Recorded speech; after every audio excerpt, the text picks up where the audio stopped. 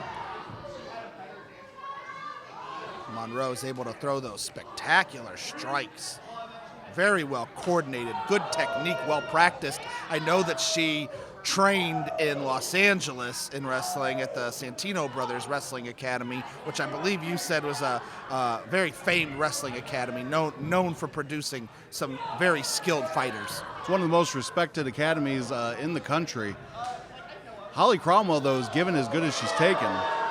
Oh, what a knee to the face by Hawlee. Face.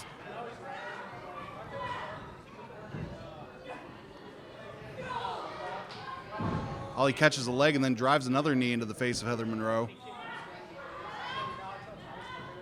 Monroe quick to grab the ropes. A skilled ring general.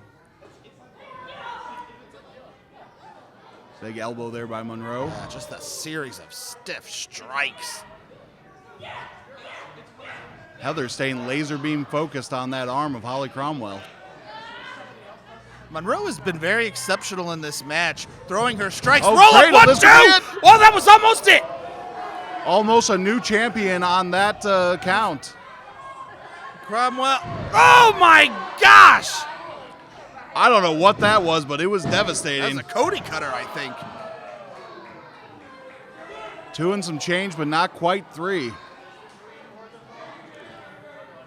Before this match, almost had a surprise victory in Hawlee Cromwell's direction. I was going to say, Monroe, this whole match I've noticed, she has been keeping the distance short with Hawlee Cromwell, and she's throwing those strikes across that very short distance, and she's not sacrificing a lot of power in her shots.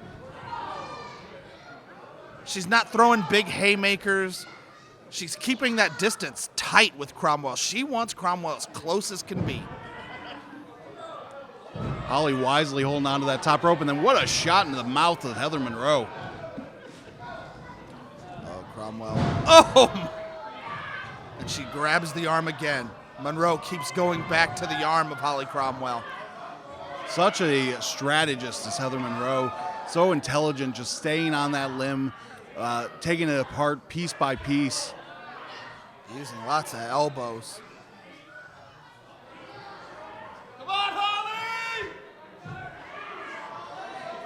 Here the fans trying to get Hawlee Cromwell back into this thing.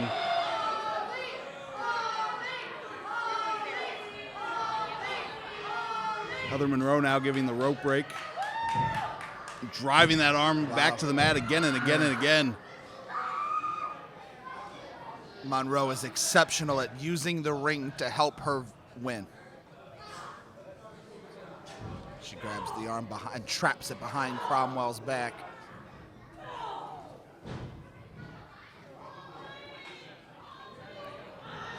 Oh my gosh! Oh, Cromwell now, she's got her locked in that octopus hold. Wow. Monroe able to escape. Cromwell wasn't able to get it locked in. Oh, that's it! Oh my gosh! The Killer Bay herself, 2, 3! And Heather Monroe has retained the championship. The legacy continues. Hawlee Cromwell looking for redemption, but she would not have it here tonight.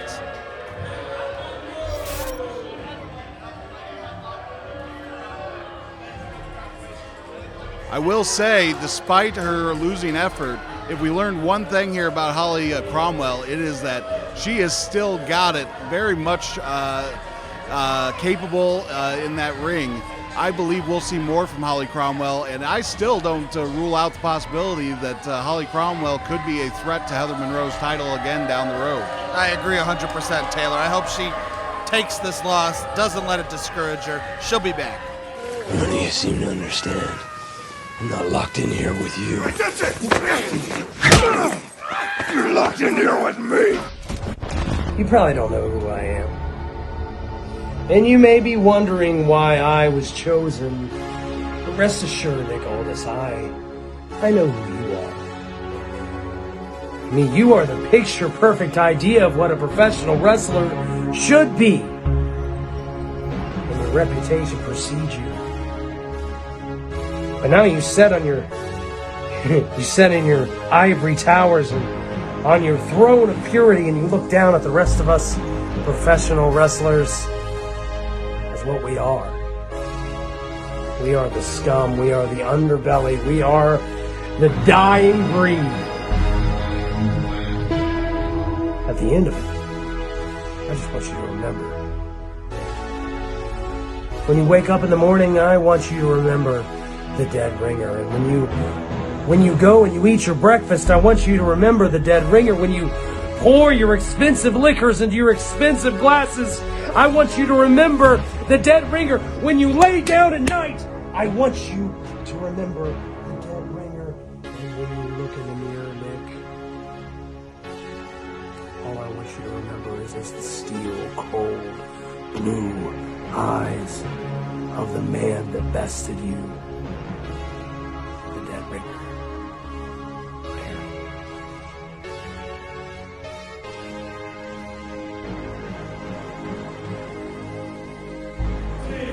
It is a singles match, and it is scheduled for one fall. Hold that thought. Is Lucky Haskins. In the far corner to my left, hailing from Cincinnati, Ohio, he is the dead ringer, Aaron Williams. In the corner to my right, hailing from Kingsland, England, he is the three-time world champion. He is the national treasure, Nick Aldis. The national treasure, former TNA world champion, world tag team champion, former Ring Kick King world champion, former Global Force global champion, former GHC tag team champion, IWGP heavyweight tag team champion, and a former two-time NWA world champion. Taylor, let me hear it. Nick Aldis is one of the greatest of the modern era. There's no question about that. He has had some amazing contests. I think everybody remembers the huge bout he had with Cody Rhodes at All In a few years ago. The man is simply tremendous. He's one of the longest running NWA champions. He's 1,043 days, by the way. 1,043 days. I mean, that says it all. But he's against Aaron Williams, the dead ringer, one of the baddest men alive. And Aaron Williams didn't just happen upon that reputation. Wow. How intelligent of Aaron Williams. Do you notice how he kept his distance from a man of Nick Aldis' size? He said, I'm not going to get too close. He does not want to fight a close combat style with Nick Aldis. And I think that there's a lot of wisdom in that. And it's not just about the size either. It's about the experience and the skill. He knows that Nick Aldis is a modern time great. Oh my gosh. Nick Aldis looks physically impressive.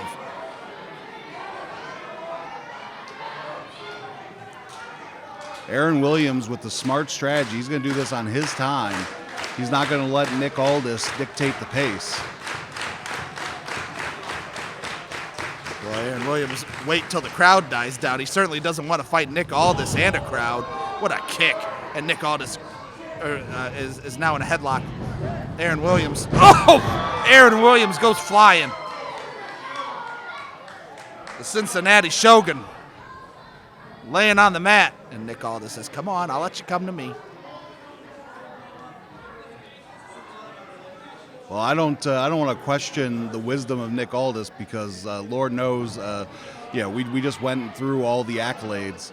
But it is not a wise move, in my opinion, to let a man like Aaron Williams breathe.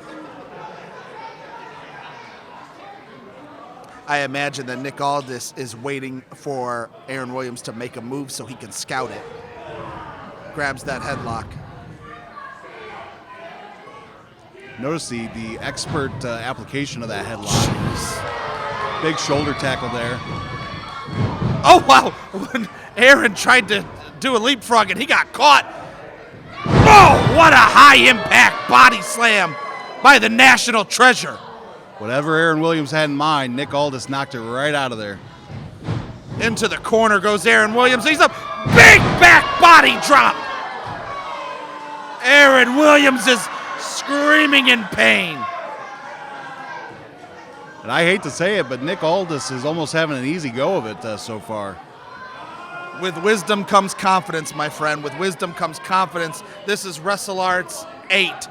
Aldis v. Williams. Thank you for coming in. I'm Jeff Edge, the voice of Indianapolis. This is Taylor McAllister, the talk of the town. You are watching Nick Aldis versus Aaron Williams.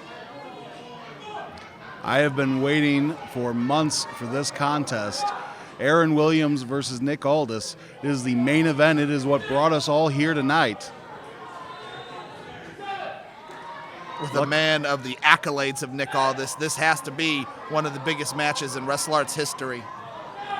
Lucky Hastings hitting 10 on the 20 count. Aaron Williams is going to take his time to catch a breather. Nick Aldis says, get in the ring. Come on, I'll let you in. Nick Aldis almost patronizing Aaron Williams at this point. He can't counter something he doesn't see. But Aaron Williams is playing it smart. Clearly, he was taken off his game. Nick Aldis had an onslaught of offense there, and Aaron Williams, instead of risking making a mistake, he went to the floor and he just took a moment. He said, let me regroup, let me re-strategize, and we'll come back at it. I agree. And Aaron Williams knows that eventually something's going to work. Aaron Williams is not a bum. Aaron Williams is not a scrub. He's a multi-time champion. He might not have size on his side. He might not have wisdom. He might not have confidence, but he is a champion in his own right, and he knows that he's going to find a way that will catch Nick Aldis off guard. Aaron Williams was trained by Les Thatcher, who's one of the most respected and most brilliant strategists in the history of professional wrestling. Aaron Williams will find something that works, I'm sure of it. This crowd is certainly 100% behind the national treasure, Nick Aldis. Of course. Ooh, and he's able to get the arm of Nick Aldis. There we go. That's starting to work. Turn the arm. Oh, and wow, Nick Aldis. That fancy footwork by Nick Aldis. Shades of Bugs Bunny. Look at the ceiling, he says. I don't know that I would have called that I would hear shades of Bugs Bunny on a broadcast that I was participating in. Bugs Bunny is a great all-time champion, Taylor. I can't argue with that.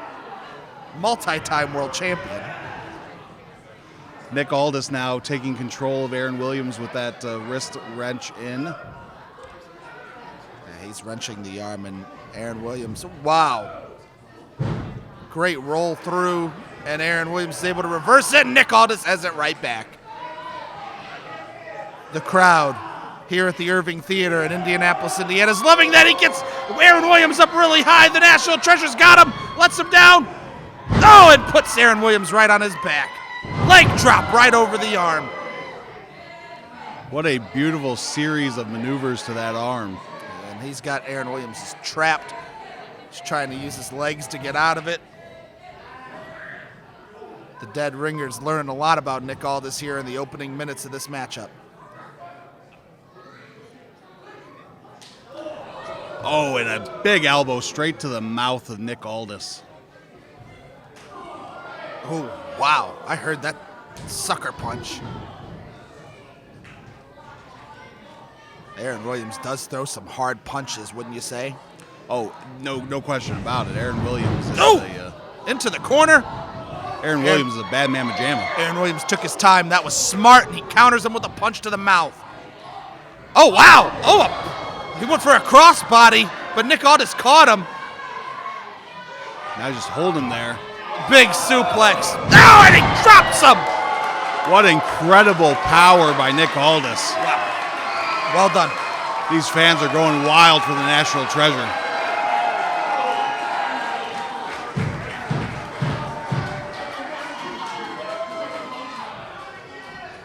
The impressive size of Nick Aldis. He looks like a Tyrannosaurus Rex. Oh, but Aaron Williams skins the cat. Aaron Williams, he's equal to it. And then, whoa, a big running clothesline over the top rope, and Aaron Williams is on the floor. Well, Aaron Williams thought he had pulled one over there, but Nick Aldis says, not today. Nick Aldis almost disappointed that he hit Aaron Williams so hard that now he's got to go get him. Once again, here we are on the floor. Nick Aldis and Aaron Williams taking it right here in the front row.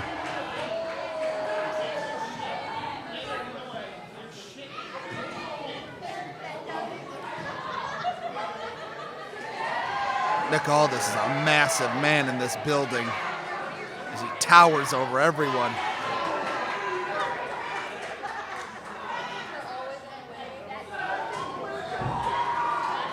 A big shot there to Williams. I would be careful if I'm Nick Aldis, because even though you may be a national treasure, Aaron Williams knows his way around the outside of a ring.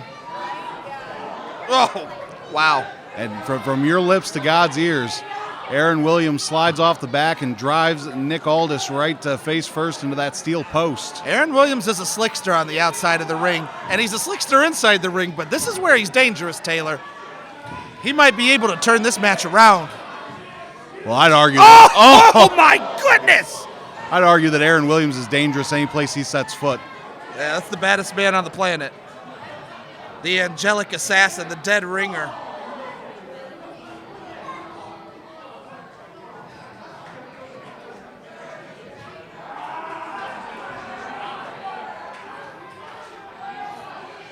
Unfortunately, I've lost sight of Williams and Aldis. Oh, Aaron Williams is stalking Nick Aldis. I could see him.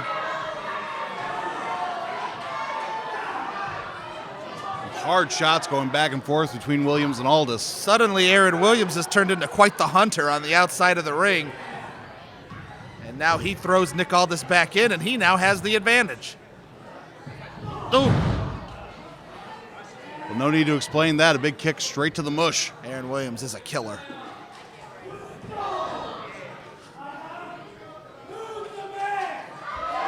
Right now you are, Mr. Williams.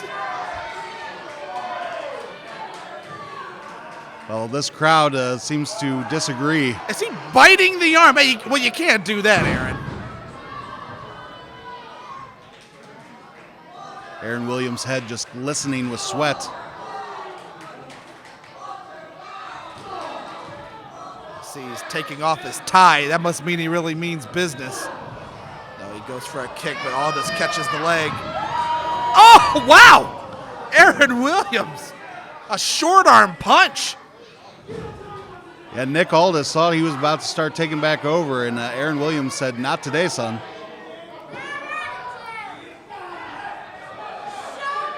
Choke in the corner. Williams has taken a command of this match. Oh, snap suplex. There's the cover. As good as Aaron Williams is, I think that there are probably some who thought that this would be all Nick Aldis. And if you thought that, you are now being rudely awakened, because Aaron Williams is on top of the national treasure. Tell me this, Taylor. We've been here all night at WrestleARTS 8. Is that not the most effective headlock that you've seen all night by Aaron Williams? Oh, absolutely. He's got that chin lock put in. He's got the weight right across the carotid artery, which is ultimately what makes it effective. But Nick Aldis is coming back up. That was a stiff punch by Nick Aldis. Oh, wow. Williams used Aldis' own frame against him. 2 and a kick out there by Aldis. It's going to take a little more than that to put the national treasure away. What I notice about Aaron Williams right now is as the match continues, he becomes more methodical, slower, turns the pace down. A slower pace favors Williams, wouldn't you say?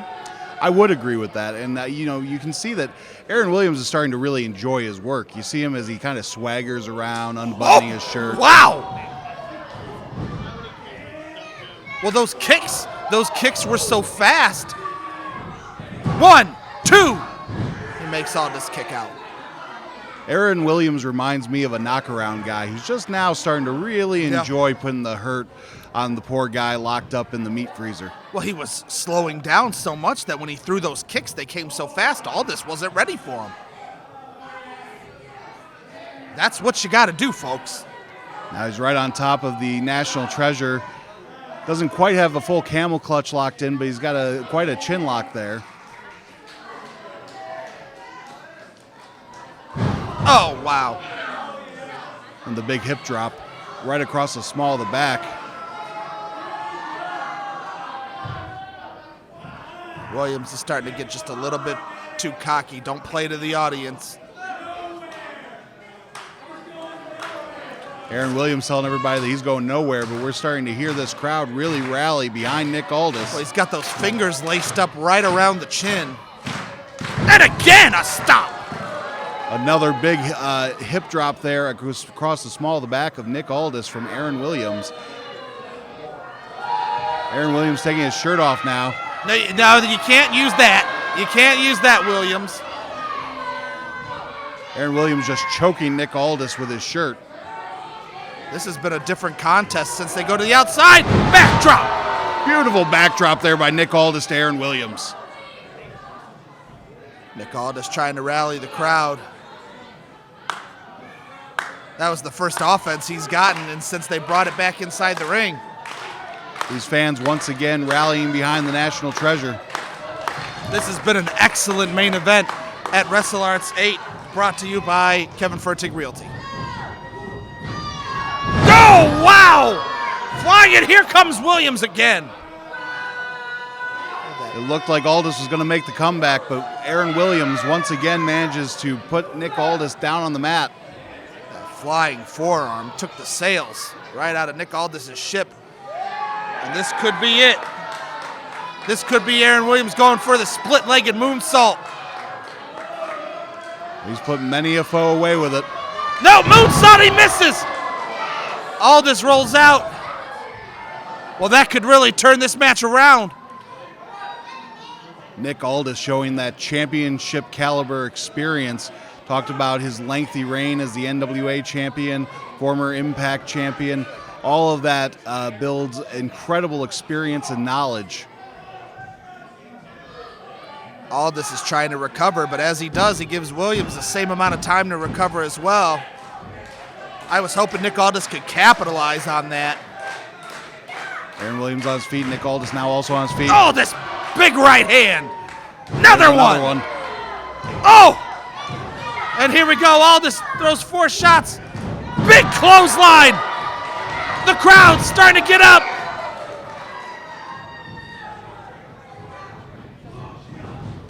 Oh, Aaron Williams.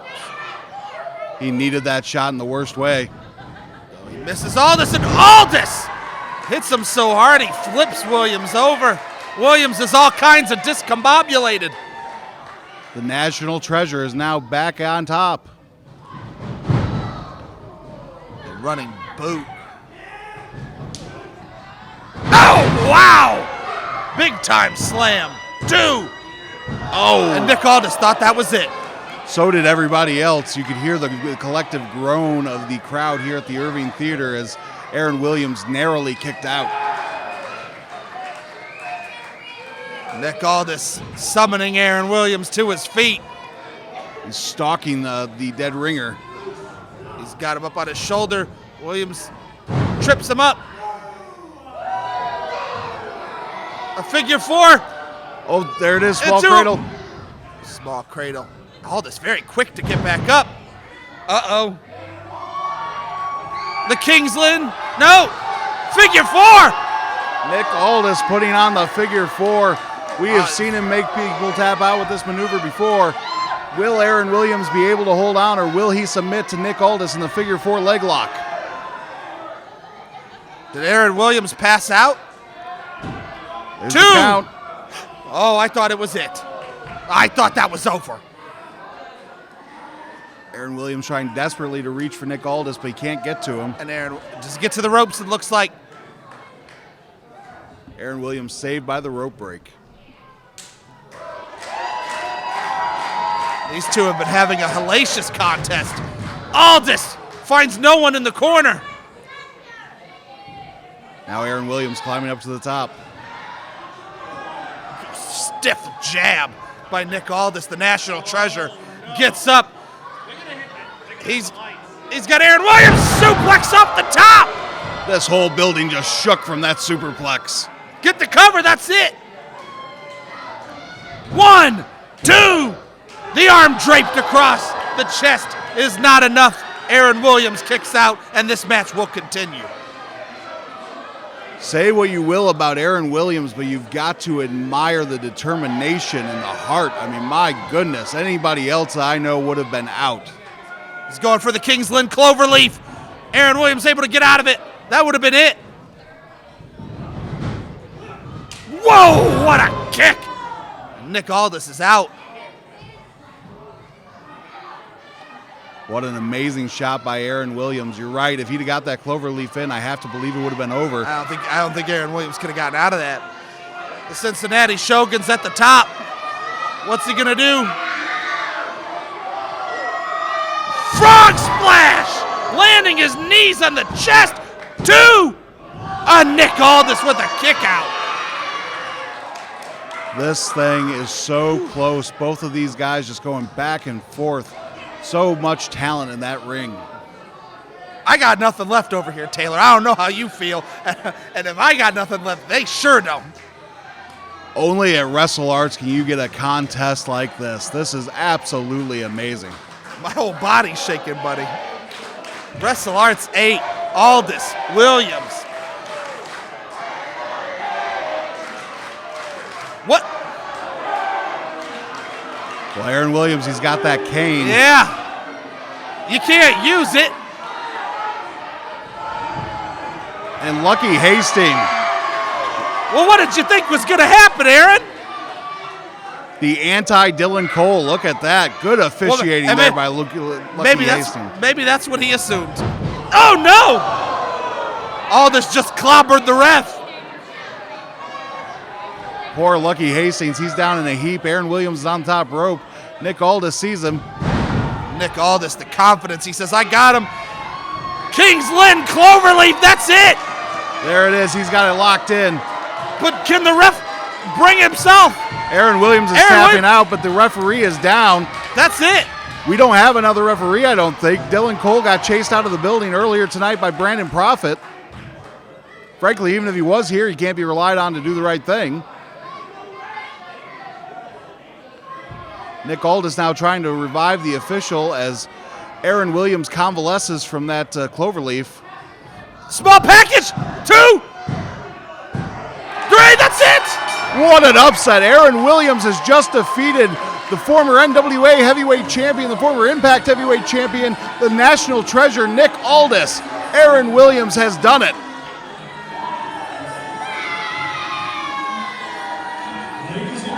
I'm in shock. The people in this crowd are shocked. Aaron Williams. What an incredible debut for Aaron Williams. His very first night at WrestleARTS, and he beats perhaps the biggest name to come through WrestleARTS, and Nick Aldis. In one word, this is astonishing. Astonishing, Aaron Williams, the dead ringer. What? Hey! Oh, Williams what the is hell? done. He's coming back for more. The referee's trying to wave it off.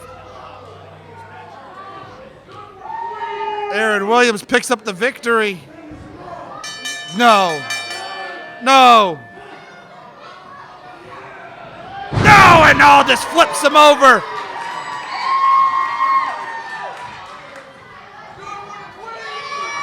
Tombstone. Oh my gosh, a big pile driver by Nick Aldis. Nick Aldis is going up to the top. The national treasure. Big time elbow drop to the heart of Aaron Williams. Well, that was all impressive, but it doesn't change the fact that Aaron Williams has won this match. Aaron Williams just got a victory over the former NWA and Impact heavyweight champion Nick Aldis, and Aaron Williams is going to get the winner's share of the purse here tonight. Ladies and gentlemen, Nick Aldis is walking away right now, but the man in the ring with the victory, Aaron Williams, has changed the landscape of Indianapolis wrestling.